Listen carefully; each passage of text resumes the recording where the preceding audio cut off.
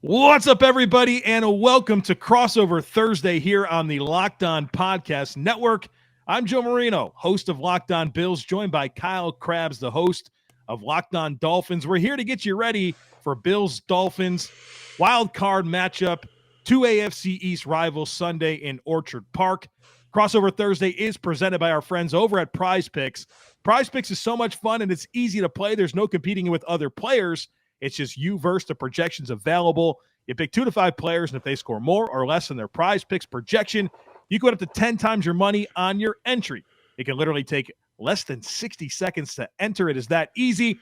We love Prize Picks, and we know that you will too. First-time users can receive a 100% instant deposit match up to $100 with promo code LOCKEDON. That's prizepicks.com, promo code LOCKEDON. Kyle, for the third time this year, we get to have a Crossover Thursday discussion as the Bills and Dolphins are set to play on Sunday. Yeah, so the first two times these teams played was very entertaining matchups. Miami winning by 2 in Miami Gardens, the Bills winning by 3 in Orchard Park. And after the second game, I said, man, I hope we get to do that again. I was talking about the Crossover Thursday and, of course, getting another chance to play the Bills, but I don't necessarily know if I meant like this. Right.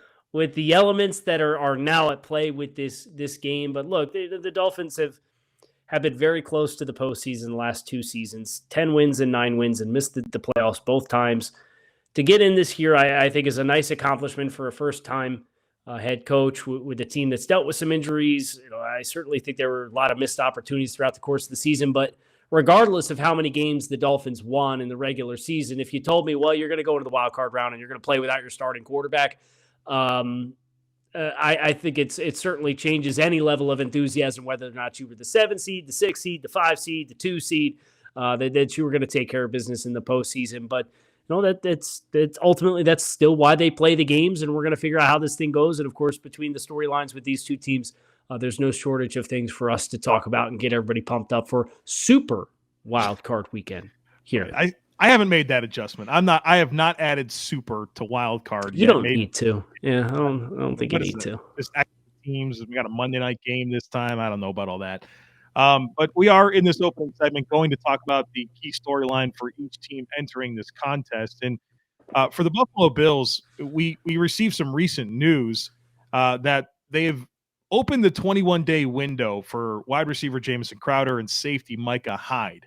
And there's been some rumblings that both could return for the playoffs. Neither expected to play on Sunday, but if you're able to advance to the next round, you could be looking at a situation where you're likely to play Cincinnati, and if you get through that, you're likely to play Kansas City, and you would potentially have Micah Hyde back as your free safety, which obviously would be a huge, huge boost to this Bills team for any game that he'd be available to play in, assuming everything is ready for him to go with the neck injury. So that's just a piece of news that we recently got that is obviously a big storyline for the Buffalo Bills as this game approaches. But I think if that didn't happen, I would sit here and talk to you about the expectations for this Bills team. The expectations have been high all season long, and it's postseason time. It's time to fulfill all the promise that you had with the offseason hype and going out and being 13-3 and winning the division and positioning yourself for this run. And you start to ask yourself questions.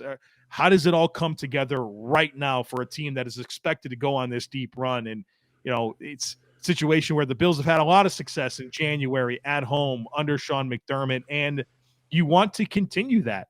And obviously the dynamics of this game are really flipped upside down by the recent news of Tua Tagovailoa not playing in this game and likely Skylar Thompson being the quarterback for the Dolphins. And, to me, I think that just continues to make those expectations even higher, which comes with, at least for me, a piece of just a level of concern where, hey, the worst possible thing would for you to be in this stage and not be able to take care of the business that people expect you to have, especially against a division rival. So as the Bills are set to take on this game where I think expectations culminate to going out on Sunday and getting the win and advancing, there's always that level of, okay, well, they're still going to play the game. And Skylar Thompson has some experience. It's 2 familiar opponents, right? And so I think that is definitely weighing heavily on my mind as this game approaches. It's those expectations that I think are even more heightened now with the dynamics of the decision that we heard at quarterback. Yeah, Joe, and you mentioned expectations. This is really two sides of the same coin with these two teams. I mean, you've mentioned Buffalo and their aspirations, and they've been a team that's been close to playing in the Super Bowl for the last couple of seasons and felt like this was a season to take that next step. And Miami had big picture aspirations too, but with the elements of the quarterback position and Tua Tagovailoa being ruled out of this contest and not clearing concussion protocol, it's kind of removed all of that. It really feels like this team probably can just go out here and let it all hang loose. And I expect you will get the kitchen sink from the Miami Dolphins, and you should get the kitchen sink from the Miami Dolphins as a team that really doesn't have anything to lose. You're going to go out here. You're probably going to take some high risk plays. You're going to need some bounces of the ball that go your way. But I expect you'll get an aggressive team. I expect you'll get a team that has some manufactured touches to try to get their playmakers the ball in their hands in space, try to probably lean into the fact that they had some success running the football against the Bills the first two times that these teams played. I know Raheem Mostert reportedly had thumb surgery earlier this week to repair what was a broken thumb suffered against the Jets. But I saw the look in his eyes. In the last month, he's really turned on a different level of intensity for his play, and I expect he will play in this game for the Dolphins, and they'll need him to. Jeff Wilson, the other running back, did not participate in the first game because he was a member of the 49ers and did not participate in the second game because he had a hip injury that prevented him from playing in the contest. So enough things here for Miami to look at this and say, okay, well, we're going to craft what we feel is the best game plan and chance for us to win the football game.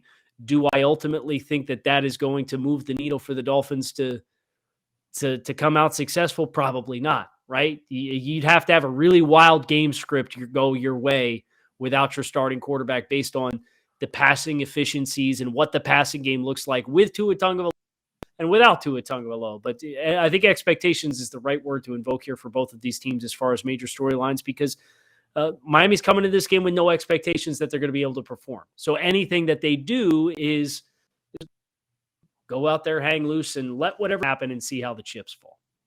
Yeah, I understand that point of view, and in some ways that makes Miami a bit of a dangerous team, in my opinion, with some of those unknown layers, which we'll kind of try to talk about here in just a moment as we dive into the matchups segment. But first, our podcast today is brought to you by BetOnline. BetOnline.net is your number one source for sports betting information, stats, news, and analysis.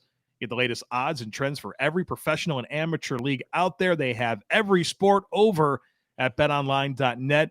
And if you love sports podcasts, you can find those as well over at BetOnline. They are always the fastest and easiest way to get your betting info. So head on over to the website today or use your mobile device to learn more. It's BetOnline, and it's where the game starts.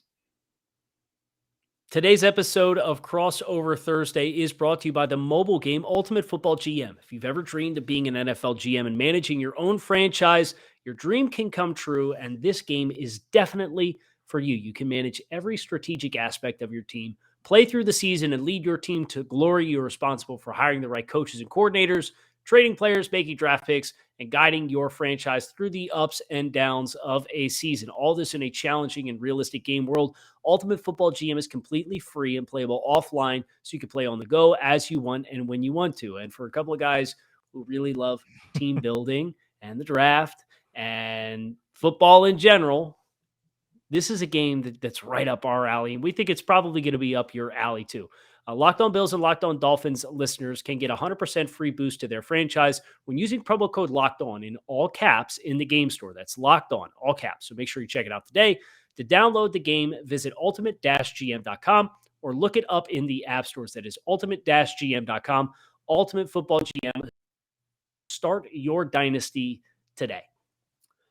So, Joe, you mentioned the matchups for this contest.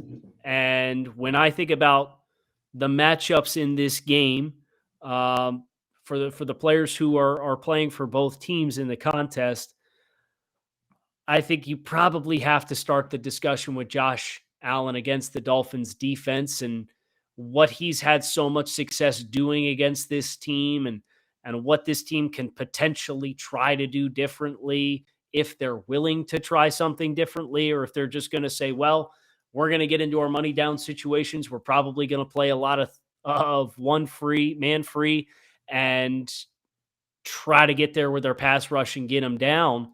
But Joe, you've seen a lot of Josh Allen, and you know a lot about players like Bradley Chubb and Christian Wilkins and Jalen Phillips on this Dolphins front. How does Josh Allen manage that front as well as he has, and why has he had the kind of success that he has had playing against the Dolphins and their style of defense? It's a good question, because I think Josh over the last 2 seasons has actually struggled at times against a blitz heavy team. And I think the Dolphins, they're number 2 in the NFL in blitz rate, 33%, number 1 in the AFC.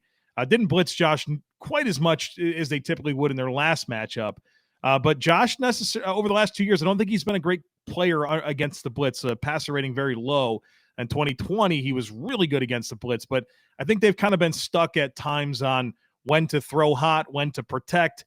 And for whatever reason, against Miami, it seems like they've been able to have a lot of those answers. And what I'm interested in on Sunday is, if I'm Buffalo, I'm really going to try to tap into my ability to spread out the field. And with unlimited practice squad call-ups, you can bring up Cole Beasley, you can bring up John Brown, and play them alongside Gabe Davis and Steph Diggs and Isaiah McKenzie and, of course, Dawson Knox and the running backs. And I think as much as you can, I try to make this a space game, especially with the weather looking like it's going to be mid-30s, some sun, calm, right, which is maybe not necessarily what we would expect typically for Sunday in January in Buffalo. But I think that plays into the Bills' ability to make this a space game and put some stress on the back 7 of that defense, because the Dolphins front is really, really good. You mentioned Christian Wilkins and Zach Sealer, obviously Melvin Ingram, who's had a ton of success against the Bills, and Jaylen Phillips, I mean, just an absolute budding superstar. We saw him work Spencer Brown in that first matchup, and so,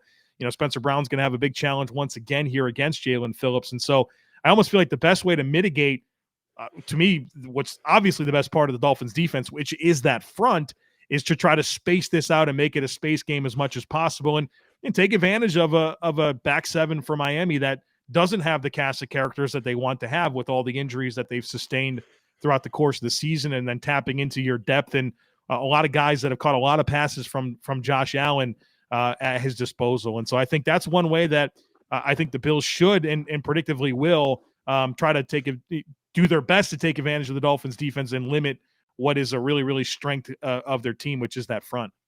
I would expect you'll probably see a good bit of Xavier Howard on Stefon Diggs, but I would also not be surprised if they were a little bit more willing, the Dolphins defense, to just let guys play sides.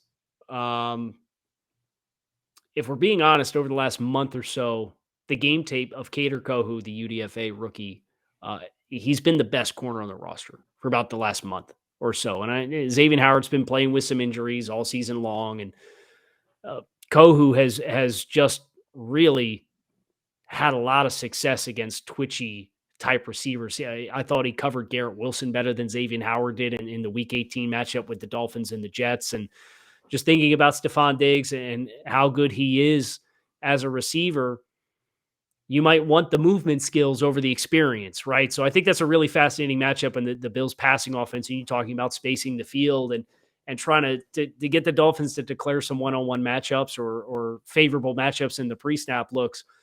Be fascinated to see how married they are to Xavier Howard just following Stefon Diggs around, or if they're going to say, look, this point in the year, Kader Kohou's moving a little bit better. He's got a full season of play under his plate at this point. He's been targeted over 100 times in the NFL. He's played 900-plus snaps. We might want to let him take some of those reps and see how that goes. I think that'd be a great litmus test for Kader Kohou in this Dolphins defense as well, if the Bills do indeed decide to spread this thing out and try and test individual matchups and go one by one and try to find your winners. Kyle, one of the observations that I had for the Dolphins coming out of the Jets game, which is a game that Skylar Thompson started at quarterback, is it felt like we saw a real commitment to running the football, right? And in some ways, I thought that was probably their best script, was to play a mistake-free game on offense, which, if I'm not mistaken, they didn't turn over the football and ran the ball very successfully against a very good Jets defense, especially stopping the run. And so I wonder, and this is me phrasing a question for you. When you think about the Dolphins on offense, I'd expect them to lean into their rushing offense, even if Mostert's not able to go. Obviously, they're going to be at their best if he can, and they're certainly at their best when they have Tua throwing the ball to Waddle and Hill, and obviously you want to maximize that talent that you have. But I almost wonder, with the quarterback likely to be Skylar Thompson, does this put Mike McDaniel into a situation where we see a continued emphasis on running the football and then a more I don't know what the word I'm looking for is, but a more willingness in the passing game to tap into some of the ancillary components? Mike Gesicki led the Dolphins in receiving against the Jets, he's been very quiet this year. And so is there an element to this game where it's the run game? Of course, it's Waddle and Hill. It always should be, but where there's just more utilization. Even Durham Smythe, I think, had 5 targets in that game, where you could see a little bit more of an all-of-the-above approach from this Dolphins offense against the Bills defense. I think you'd be foolish not to if you're Mike McDaniel. And, you can go back through the season and identify some pretty critical points. The Cleveland Browns game in week 10, right before the bye, they rushed for 188 yards against the Browns. So soft front. I get it. Well, the first time they played the Bills, I believe they rushed for 188 yards and probably should have been more than that, if we're being honest, in all of the third and short situations and scenarios in which the Dolphins just came out trying to fire the football all around. And then, of course, you mentioned last week. So I do think without Tua Tagovailoa, this Dolphins offense, they're not going to score 30 points. They're probably not going to score 20 points, right? You probably need to score 14 to 17 points and hope you get a big play to set yourself up on a short field or find a different way to score and you play your best defensive effort of the season, right? Like that's what you're probably hoping for to get it done. But yes, you should run the football because you do have Raheem Mostert, assuming he plays, who's gone to a different level in the last month. You have Jeff Wilson, and he's a big physical back. Have this success that you can lean on from the first time these two teams played in creating explosive runs on the ground. And they've got some big bodies up front. I'll be really interested. Brandon Shell has a high ankle sprain and a knee sprain. I don't know that he's going to go. It doesn't sound promising. And if he doesn't, are you going to have Teron Armstead play and play Greg Little at right tackle? Or are you going to do what probably gives you your best combination of 5 and take Robert Hunt and kick him out from right guard to play right tackle, which you had to do for the last 15 snaps of the game or so against the Jets because Teron Armstead didn't play. And this has to be about winning up front. This has to be about running the ball. You have to shorten a game. You can't let the Bills have 11 possessions in this football game, right? Like you're trying to limit them to 7. And you're hoping you can limit 3 of those to touchdowns and force a field goal and just really grind it out. This can't be what the Dolphins have been all season long, where they're a top 6 yardage offense and a top 12 scoring offense. You're not going to win a game trying to play that way. You're not going to out-Bills the Bills in Buffalo. You're just not, especially without your starting quarterback. So I absolutely think the running game and the ability to win the point of attack up front, they have to find inspiration from what they did last week and also what they did against the Bills the last time they played them. Yeah, no question about it. And I become very interested in how the Bills defensively prepare themselves for that. You would feel like they'd expect a run-heavy attack and be very committed to playing downhill. But look, that's going to put some situations where Waddle and Hill can get into space. Shot and plays. Yeah, and I mean, after we come out of this next break, we have to do the predictions and that type of stuff. But I do want to ask you about Skylar Thompson and just what you've learned about him. I know he had a hot preseason, and he's played some football this year, and so I do want to ask you about that here in just a moment. And look, Kyle and I might not have the same rooting interest in terms of the NFL, but we have the same love for Built Bar, which is the best tasting protein bar on the planet. And it's a great time of year to get in on some Built Bars, right? We're all looking for delicious treats. We're cutting back on the fat and calories with the new year, trying to eat healthier. Well, Built Bar is a great place for you to go to help fulfill your New Year's resolutions. First of all, these things are delicious. They're covered in 100% real chocolate. That's right, real chocolate. They have unbelievably great flavors. So many great varieties when it comes to the puffs and the Built Bars. They have the granolas that are really, really delicious. And they're so good, but what doesn't make sense is how good they are for you. Only 130 calories, 4 grams of sugar, 17 grams of protein. And, we've been telling you about Built Bar for a number of years on this podcast and how you have to go to built.com to order them. And you can still do that, but now you can also get them at your local Walmart or Sam's Club. That's right. You can head to your nearest Walmart today. You can walk to the pharmacy section and grab yourself a box of Built Bars. You can pick up Built Bars as well over at Sam's Club. So check them out. You'll thank us later. These guys do produce the best tasting protein bars on the planet that are extremely, extremely healthy for you. So Kyle, we have to do the predictions here. And do we have to? We could just choose not to. We could. I know that some of this is repurposed in other podcasts and all that type of stuff. So I guess we'll have to check the box. But no, legitimately, like Skylar Thompson's playing quarterback for the Miami Dolphins, and Skylar Thompson. And so as the Bills Mafia is preparing for this game, what do we need to know about this player? There is a higher opportunity for the Dolphins to have out of structure plays with Skylar Thompson than with Tua Tagovailoa. I think Skylar's a better athlete. I think he moves better. I think his ability to get outside the pocket, use his legs. He had a big third down conversion against the Jets inside the Dolphins' own 20-yard line. They were backed up on a third and long and got outside the pocket and let Tyreek work the sideline and hit him for a throw to move the chains and get a fresh set of downs. But that comes with a skill set that is grossly underprepared to play efficient NFL football at the quarterback position. There's pre-snap leverage identification opportunities. There is deciding where your reads are going to start based on the formation in the field versus the boundary versus the leverage of the defensive backs. And it's just not there with consistency. And what you end up with is missed opportunities. Now, Skylar was disciplined against Buffalo to miss the Jets to not put the ball in harm's way. He made no decisions that were deemable as turnover-worthy decisions. And I think that's a good thing.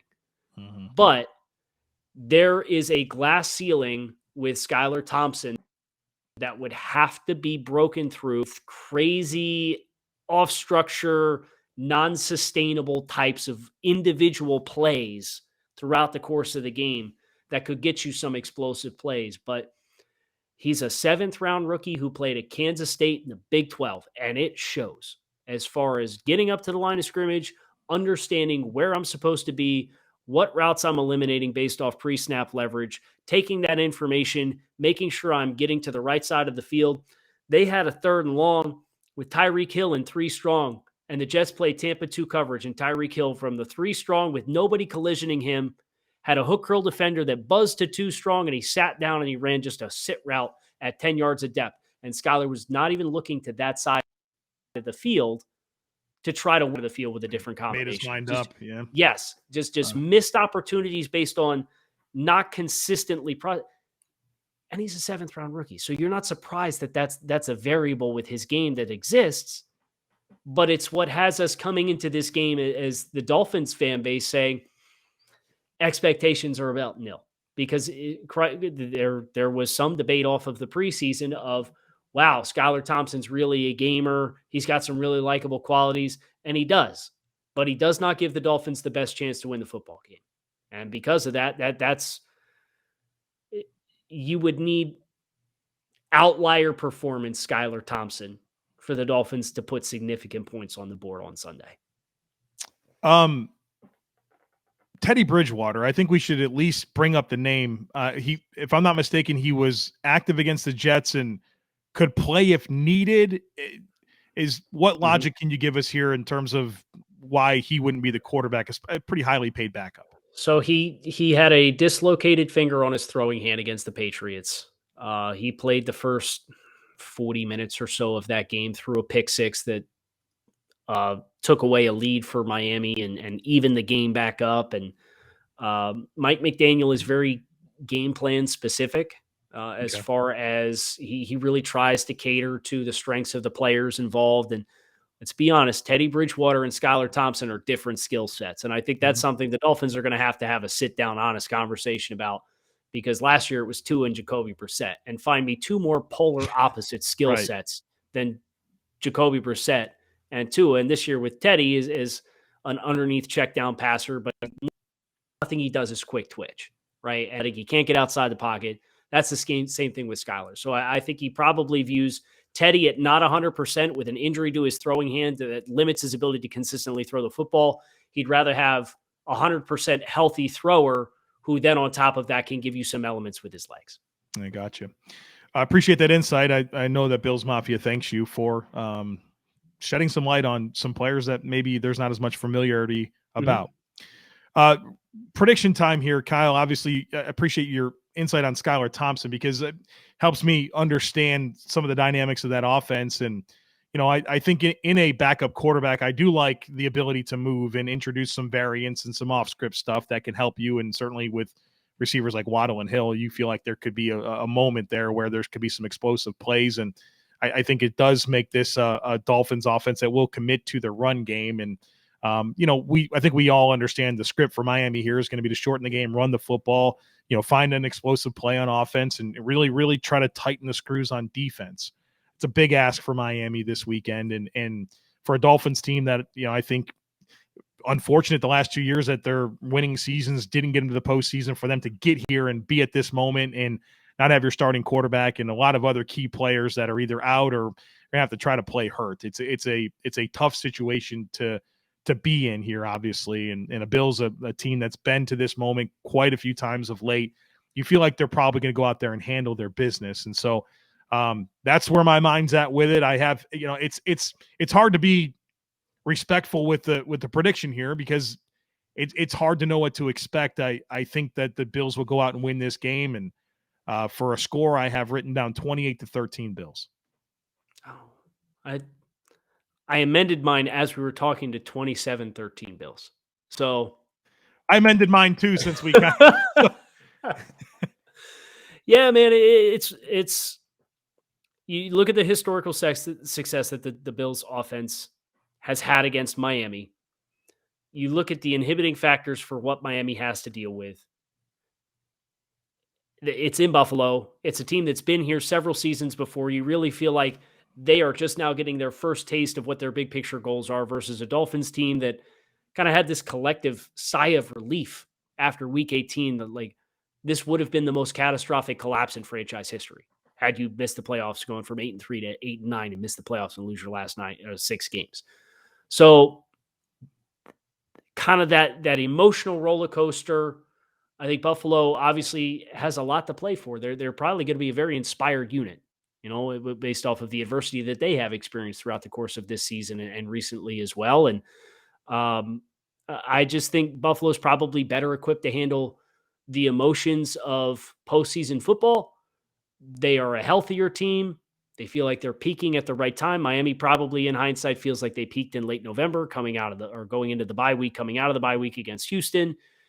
And as you said, all of those elements just kind of add up with a team that would not be surprised to see kind of hang around, mill around. It's a 7-point game, 10-point game, maybe getting into the fourth quarter, and then Miami tries to press, and I'd expect that's probably when the levees break open. So put me down for 27-13, Buffalo taking care of business at home in this super wild card round. Excuse me. Hey, maybe we'll do it 3 times next year again, man. The Bills, you know this would be the 5th all-time postseason meeting between these teams, right? It was 4 times in the 90s. So maybe the 2020s will lead to another. Bless us again. Yeah, well, you know, bless us again. Maybe not our friendship, but we'll get through it, man. I have a feeling that nobody's going to come out of this game on Sunday worse for the wear, based on barring the crazy outcome. Yeah, that's when it gets weird, man. That's when I go into a hole and I don't talk to you for a week, which makes it really hard considering the work that we do together. We do some stuff together, so we'll hope we're able to vet through our respective emotions just fine. We appreciate everybody who tuned into this crossover Thursday here on the Locked On Network. Locked On Bills, Joe Marino, Kyle Krabs, Locked On Dolphins. Make sure you check out all the great shows that we have on the Locked On Network. It's a fantastic family of podcasts. We have your team every day. We don't just say it, we live it here on the podcast network. Thanks to our friends over at Prize Pick for supporting the Locked On Network as well. And thanks to all of you for tuning in. Make sure you tune in tomorrow as we get ready for Sunday, 1 o'clock, Orchard Park, Dolphins, Bills, Super Wild Card. Let's see what happens. Thanks for listening or thanks for watching.